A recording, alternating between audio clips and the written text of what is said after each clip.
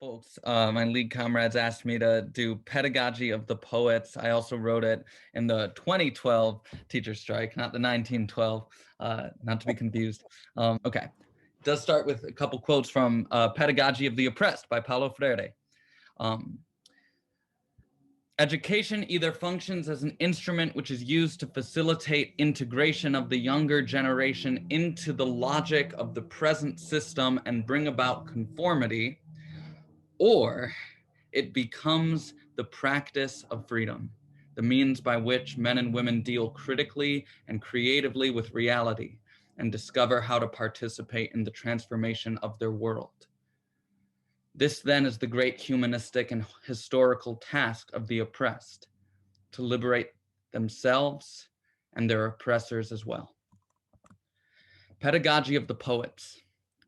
This is our classroom, this cipher, this circle, this open mic to amplify our voices, this talking stick, this ritual, this space where we are all teachers and students, and our conversation is the lesson. Voices and dialogue, concert, testimonies, meeting, alchemizing in the air. This is our eternal truth, our only theory, our sacred text ever changing. We are movement, evolution, truly human, being, praxis. We practice the art of speaking and listening. The word and the silence are the legs on which we walk. The word to name ourselves and the world. The silence to hear what others are saying. The word to know, to defend, to dream. Silence, soil to receive these seeds. This is the garden, the ecosystem. This is art and age-old wisdom. This is the theater. This is the stage. This is the altar on which we pray. This is our church and our town hall, our Congress and congregational. This is our government. We are the legislators. This is our classroom. We are the educators. Capitalist pedagogy works top down. Study for the test, listen up, shut your mouth. Standardized curricula written by the state, memorizing disconnected facts for a grade. Keep it compartmentalized. Don't connect the dots. Teach them to be satisfied with the poverty they got. Never use the word oppression. That's unpatriotic. Don't teach ethnic studies or you'll go to jail. Got it? Water down the history, literature, social studies, out with creativity. We don't need critical thinkers, do we? In a system where the vast majority of jobs are to slave away for minimum wage working for a boss. But something new is happening. Now even that is gone. Automated labor has created a new problem. They don't even need us in their factories no more, but they do need us in warehouses so they can win their war. So they close the public schools when they want to make a buck.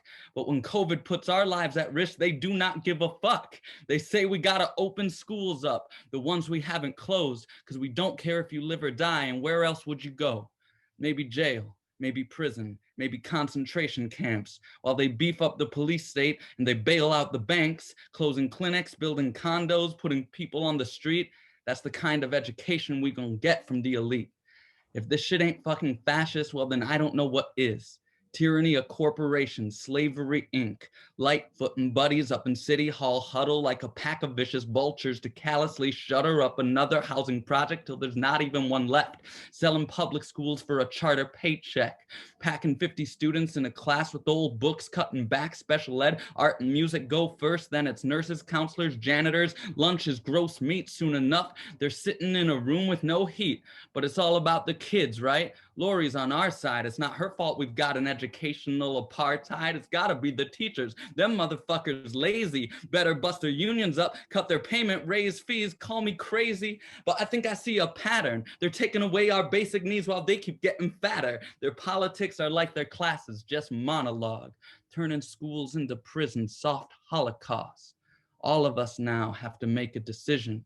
Keep trying to fix a broken capitalist system or redesign society. Unite for a new vision where everyone participates and everybody listens.